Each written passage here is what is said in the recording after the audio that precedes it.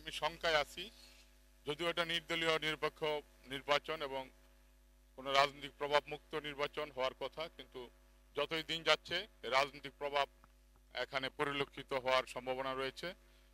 যেখানে যাচ্ছি সেখানেই বলতেছে আমাদের যারা নির্বাচন করতেছে, আমার দল আওয়ামী লীগের বিভিন্ন নেতাকর্মীরা অনেকে আমার নির্বাচন করতেছে, তারা যাতে নির্বাচন আমার পক্ষে না করে সেটার জন্য বিভিন্ন জায়গা থেকে প্রেশার ক্রিয়েট করা হচ্ছে এবং তাদেরকে বলা হচ্ছে তারা আমার নির্বাচন করলে তাদের পুশ পজিশন থাকবে না, ভবিষ্যতে পুশ পজিশন পাবে না, এই ধরনের হুমকি দামকি অপোনেন্ট প্রার্থীর পক্ষ থেকে বিভিন্ন জায়গায় দেওয়া হচ্ছে।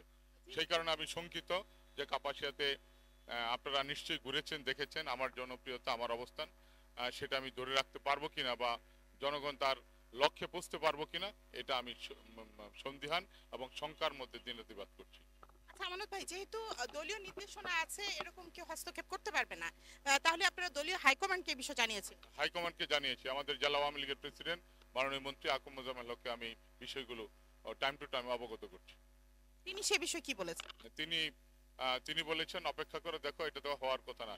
শেখ হাসিনার উপরে তো কেউ নাই, মাননীয় প্রধানমন্ত্রী শেখ হাসিনার উপরে কেউ না, সুতরাং শেখ হাসিনার সিদ্ধান্তের বাইরে কেউ কথা বলা উচিত নয়, কিন্তু তারপরেও তারা বলছে। এ ব্যাপারে আমার স্পষ্ট কথা, যদি শেখ হাসিনার নির্দেশ আমার দলের নেতা হাইকমান্ড, মানে কারা হাইকমান্ড সেটাও জানি না, যেভাবে কাপাসিয়াতে ভীতির সঞ্চার করা হচ্ছে আমাদের দলের নেতা কর্মীদের উপর যে আমার নির্বাচন করতে পারবে না, অন্য কারো নির্বাচন করতে হবে, এই ধরনের হুমকি দামকি দেওয়া হচ্ছে এবং মাঠে ঘুরলেই আপনি এটা মানে জানতে পারবেন এবং দেখতে পারবেন।